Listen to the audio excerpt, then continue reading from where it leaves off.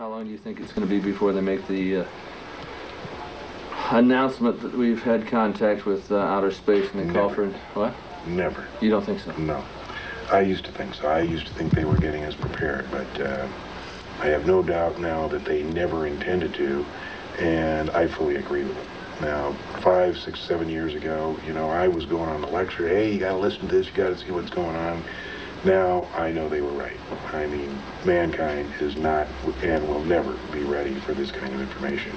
Sure, it's interesting for you and me and you know, a very small segment of society, and it's tremendously interesting. But no way should the public ever be told about this. What do you think would happen if they were? It would probably cause problems that the governments of the world are not equipped to handle. The basic issue is religion. John, how many world records did you hold? 17? 17. 17. They've all been broken. Most of them have been broken because of the new airplanes that have come out. Yeah. I'm hearing rumors at Area 51 that there are, well, there's at least one live alien living there. There definitely is one live alien, regardless of what Bob says today. Yeah. We're talking about Bob Lazar. During December and January, December of 1988, January of 1989, when he was working up there, he sat right in that chair whenever he'd come back from the test site, and he'd tell me what he saw. And I'll never forget the January of 1989. I was sitting at that desk writing out checks, and he comes in and he said, "John, you will never know what it's like to see your first alien." Could you relate the you know, the times you went up there with the Lazar looking for craft yourself? We went up twice. The first time was not. The first time he knew it was going to fly. He knew it was going to fly just after sunset, and that was March 22nd, 1989. And we drove up there with Gene Huff, and we had my motorhome. And we pulled in just as it was getting dark, and I was setting up the Celestron scope. And they were outside looking. They said, "Here it comes." And you can see this real bright light coming up from behind the range. So I got the Celestron scope hooked up and got it focused in, and had, you know, like maybe about 15, 20 seconds. I don't have the scope here, but it's 8 inches, and it's a huge scope, and the disc, you know, pretty much filled the field of view, and it was tilted like about 30 degrees. It was kind of yellow-orange, and it was kind of diffusing, and I just saw it just as it started to go back down the mountain. And we waited a couple hours that night and didn't see it again. The next Wednesday night was March 29th, and I was on a flight with American Transair stuck in Minneapolis. And that's the night I phoned Bob and said, "What's going on?" He said, "We're going fishing." And I thought, oh, neat. And that was his code word for we're going up to Groom Lake. Well, several weeks later, when they took him up to Indian Springs with a gun pointed in his head, they said, "Oh, that comment about going fishing, boy, it sure took us a long time to figure that out." They were pretty sarcastic over it. You know, they were taping both our phones here. Anyway, that was the night that they got the film of the saucer stitching its way across the sky, the night sky that George Knapp and a few others used. Incidentally, the first night we were so excited that the video camera stayed right on the bumper of the motorhome. It didn't get pointed at it. I don't know why that happens, but it does. Anyway, the third night was April 6, 1989, and that's when Gene and me and Bob's wife, and his wife's sister went up there. We rented a car because I had blown the transmission on the motorhome, and Bob just had a two-place 280Z, and I had just my truck, so we rented a car to go up there. There was no mystery about that, which people make a big deal about, but we just had no other way to get up there. We drove in, we had in the back Geiger counters, film, cameras, videos, everything. And as we drove down Groom Lake Road at that time, we thought that the legal cutoff was that road that comes down from Mailbox Road. And so when we got there, I said, look, let's just stay here. And, even if we get a mile closer, it's not going to make that much difference in the film. And they said, no, let's go on. So we went another couple 100 feet, and we had the lights out. And I was leaning out the window, telling them to go left and right. We stopped, and a couple sets of headlights,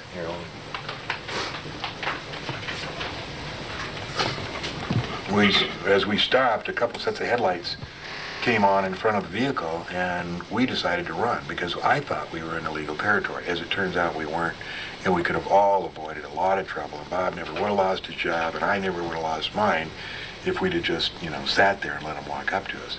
But the fact is, we thought we were in illegal territory, and we turned around and we started going 90 miles an hour down the road with them in hot pursuit. We almost made it to the highway, but they had sent another Bronco around and cut us off. And when we saw him coming down the road, we stopped. Bob ran out in the desert. I jumped out and started setting up the telescope, and that's when the first Bronco came to a halt. And I ran up and threw my hands against the top of the car, and I said, holy smokes, you guys aren't dopers, are you? You scared the hell out of us out here. And they get out, and they all were armed with machine guns. They stand around. There was like 4 or 5 of them, and they stood at port arms around us. And the one guy said, what are you guys doing up here? And we said, we're just looking at the stars. He said, well, why did you run? And I said, like I said, we thought you were dopers. And he said, well, we're not. We need to see some identification, and we showed him some, we had to give him our social security and the driver's license, and he ran it, and all this process took about 30 minutes. And he said, we can't kick you off the range here because it's BLM land. He said, but we'll make it awful uncomfortable if you stay here. So they turned around and left. We stood behind the car waiting for about 15 minutes, and then Bob comes out of the desert. And we start talking about all the stuff that we'd done, the 3 weeks before, the 2 weeks before, all the stuff that we had done that night, all the preparation and everything, not realizing that all the time they had just gone about maybe 100 meters down the road and were filming us in infrared and listening to us with a parabolic microphone, all of which was made readily apparent to Bob the next day when he was taken up to security.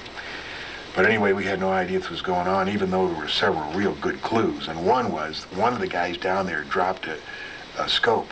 And we not only heard it, but we saw it, and we saw a cigarette.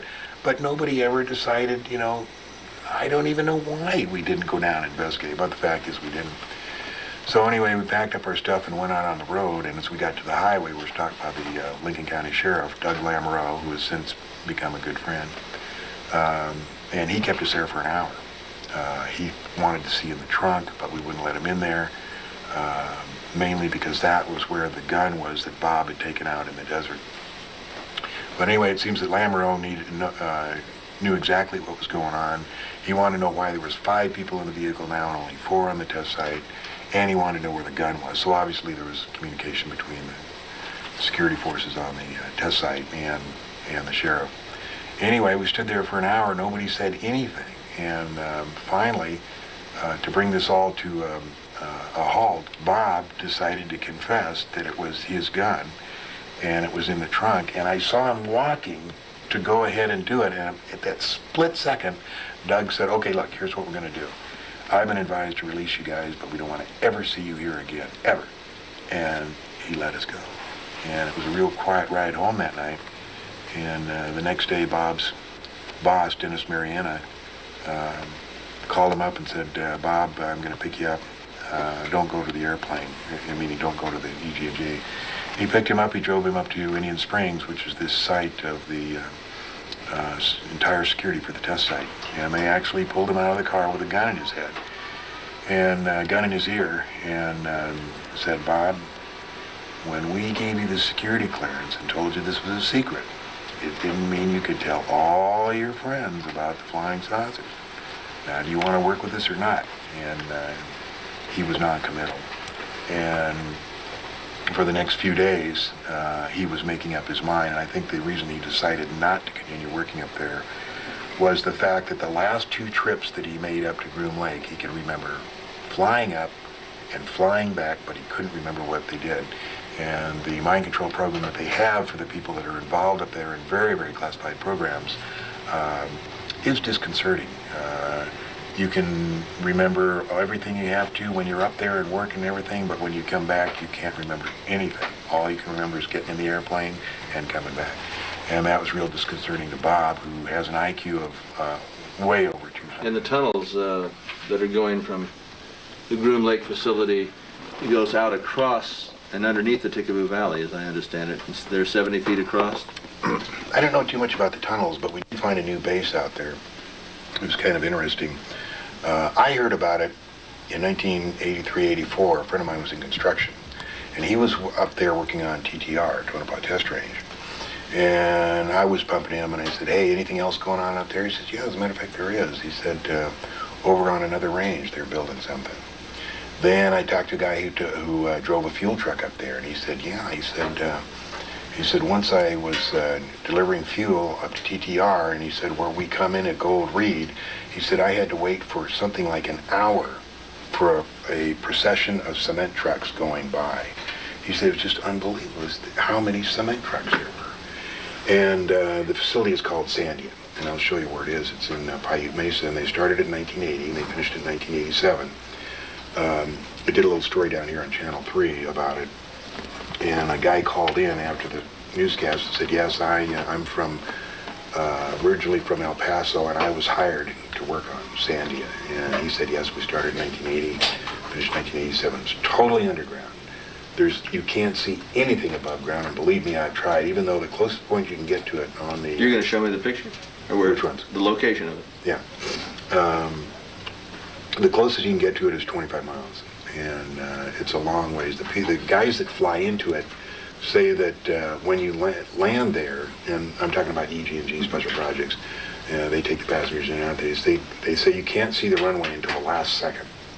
And then they land. They're not allowed to ever get out of the airplane, like up at Groom Lake, they can go to the cafeteria. At this place, they have to sit in the cockpit. They're not allowed to get out. When the passengers get out, he said they just go behind a little knoll and disappear. I'm sure there's stairways or whatever, but there's nothing. You can't see anything up there. It's very well hidden. And during the Gulf War, a friend of mine talked about it. I think this technology of hiding runways came about in 1980 because I heard about it then, but I didn't have any examples during the Gulf War. During the Gulf War, I worked for a cargo company that did a lot of flying into the Gulf. And although this didn't happen to me, it happened to a friend of mine where he got down to Cairo and got just south of Cairo about 100 miles and got vectored by the American Airwax for delivery of what was in the airplane. And it was at night, and they couldn't see anything, and he was told when to put his flaps down, when to put his gear down, and at 500 feet, lights came on, and he landed there. They unloaded, took off, and went on his way. Since we navigate by inertial guidance, he knew exactly where he was, and he had occasion like a week later to come over the same spot, and it was just the middle of the desert. There wasn't a trace of anything, nothing. So they have really good capability of hiding runways. Now, people think Groom Lake is a one-of-a-kind facility, and it is a very big secret facility. But like in 1980, there was 30 other what they call AXOs, aircraft access only. You can't drive in it. In 1980 there was 30. So today there may be more. There may be more. There may be less. But this is Las Vegas. This is Highway 95. This is 93. This is Mercury. This is Beatty. These are the places where I was trying to hike up to. They were the closest to the border that you could legally look into Sandia. Here's Sandia. When they built it, they put this extra little security range around here. There's absolutely no indication that anything is there except an enormous power line going right into there, and it just stops now. Coming from where? Coming from down here, maybe down as far as here. This whole area is NRDA, where they originally built the nuclear rocket. All that facility is there. This is the famed Yucca Mountain where they want to store stuff. This is Groom Lake. That's the news strip there. TTR is up there. The orientation of the runway is there.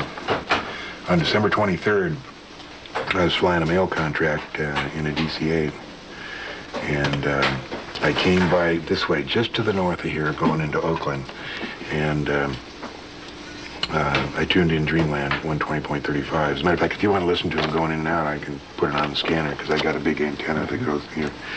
So it was about 5:30 in the afternoon, real cloudy, real dark and everything, so I just turned on 123.35 and said, Dreamland, Dreamland, John Lear and Bob Lazar wish you a Merry Christmas. And you know that nobody answered me. The Frankenstein factories where they create alien-looking There's no beings. question about it. I had a friend that worked up at the test site who went to work in the 80s, the early 80s, late 70s and early 80s, over in Saudi Arabia for one of the major contractors over there, Salam bin Laden. And he had a lot of strange things happen. He came back, you know, and before I got into this in 7 years ago, I was relatively straight. I mean, I, you know, did my stint for the CIA. I believed in, you know, God and apple pie and Chevrolet, and, you know, flying sausage to me were, I mean, just, you couldn't even mention it. You know, I wasn't interested then. So we sat down in the early 80s at my house over on the other side of town, and we're kind of saying, you know, what's going on, and nothing, and there was kind of a lull in the conversation. He says, John, what do you know about, I can't think of the word. We were talking about genetic engineering. You know, what is it when they create a human? Cloning? Try to pick, oh, yeah, he says, Cloning. He says, John, what do you know about cloning? And I said, you know, nothing. I mean, this was so far out to me. And he said, just let me tell you, it's all real and it's all happening. And this is from Cecil McMains, a guy who's so down to earth, who worked on the SR-71, who did a lot of stuff, you know, and he would never, ever come out with something so unusual as that. So they have Frankenstein, the missing kids, the milk carton kids. You know, I used to talk a lot about that, and there was a lot of kids that were missing in like 83, 84, 85, and it's my understanding that the FBI discontinued annual reports of missing people because Well, there was a million that were missing, and then actually about 80 or 90,000 that just simply disappeared. I mean, they didn't wind up as prostitutes on Hollywood Boulevard or as sex slaves or in some shallow grave. There's 80 or 90,000 that just simply disappeared. Yeah. We have both seen the film that was taken out of the Dulce facility. Why would somebody make pictures like this showing the creation of some sort of alien being? And this is a facility. This is a facility that's run by the United States government. I mean, with your tax monies. Yeah, I've heard Hamilton talk about the Dulce facility, and I've also heard about, you know, genetic engineering programs at Area 51. Yeah, there's no question that Dulce exists. You know, I was the one that kind of led the research on that. I was at a meeting in Crestone, Colorado, and Tom Adams handed me a letter from a lady who lives in Las Vegas, and she was the one that tipped us off that this thing existed. So I talked to her, and she knew the location of some photos and videotape that had been taken inside Dulce by a guard who escaped during what they call the Dulce Wars of 1979. He used to contact her every 6 months, and he said, if I ever miss contacts 2 in a row for a year, you can go after this box, which they had hidden somewhere here in Nevada, that contained 6 minutes of videotape, 25 black and white photos, and some other documentation about what went on in Dulce. About 2 years ago, he did turn up missing. We never heard from him. And I think there was like 12 or 13 attempts after the box, but it had been hidden maybe at least 10 years ago in the terrain and the foliage, and everything changed. I don't think they ever got it out. He said on level 5 you'd walk on by and people would be in cages and screaming and begging for help, and he was told I heard that. to walk straight on through and not look or pay attention. Yeah. These people are all mad. I heard that. And then from another source, Air Force engineering source, I heard that when he went there, they referred to it as Section D. And then Bob heard it referred to when he was up at the test site just once, and somebody said, mentions something about it being shipped to Dulce, but that's the only reference he ever heard to it. Now, I call these, the guys who are working in the facility as Igors, the invisible government's obedient robotons. But it really is a Frankenstein factory. I'm hearing rumors at Area 51 that there's at least one live alien living there. There definitely is one live alien, regardless of what Bob says today. Yeah. We're talking about Bob Lazar. During December and January, December of 1988, January of 1989, when he was working up there, he sat right in that chair whenever he'd come back from the test site, and he'd tell me what he saw. And I'll never forget the January of 1989. I was sitting at that desk writing out checks, and he comes in, and he's a little fidgety. And after the first night that he got back from the test site, we never discussed anything in this room because they seemed to know everything that was going on. So he came in, sat down, and he looked fidgety, and he kind of went, you know, let's go.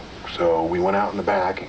There's a stable back there, a little alley back there. And I remember that I was, you know, thought he had something really neat to tell, so I didn't grab my coat. I was in a short sleeve, and we went out there. And I remember it was bitter cold. The wind was blowing, and we stood in the alley. And I said, what? And he said, John, you will never know what it's like to see your first alien. I said, God, neat, how'd you see it? And he described the circumstances of walking down this hallway, being led by two guards, and going down the hallway and looking through this window. As a matter of fact, I have the original drawing that he drew this scene. And he said it was maybe a 12 by 12 window, and it had wires running through it. And he looked through it, and there was two scientists facing him in white lab coats, and the little gray talking to them. I said, could it have been a doll? Could it have been a midget? He said, no, John, it was an alien. And it was just really neat. He said, walked down once, and then when he came back, he looked in, and they weren't there. And today, you ask Bob about that, he says, well, that's what John says, you know, but I really don't remember myself. But I remember. I remember the night it happened, and I remember going out and him being pretty Do you have the excited. picture? Yeah, I'll show you a little drawing that he made of what it looked like looking through the window. See this thing here? This is the piece of paper That he drew? that Bob drew that night. Yeah. First of all, he drew how the hangars were, 360 feet, Yeah. each 46 bays. This was the corridor, this was the window, and those were the two scientists, and the little gray. The scientists are facing us, the gray is going that way, and that's what he saw through that window. And he's very meticulous, showing, you know, where and under what circumstances he saw it. This is the drawing of how the hangars fit up against the mountainside. So this is the gray here? Right there. Yeah. Yeah, these are the two scientists, and that's the window he looked through. Oh, I see. You know, in 1962, Kennedy ordered the what became known as the report on Iron Mountain, and what he was interested in was finding out if there's anything other than war that could stimulate the economy to the extent war could. We've always had a war to stimulate the economy. Always had one. In recent years, we had Vietnam and then Saddam Hussein, which was all manufactured. I mean, I flew an airline. For an airline, we used to take the troops, American troops in there, Green Berets, to train Saddam for the 2 or 3 years before that war, you know.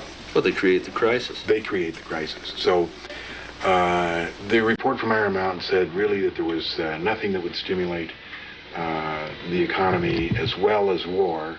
And they had considered medical research, space research. They said that there was one thing that would stimulate it, and that was a threat from an extraterrestrial species, real or imagined.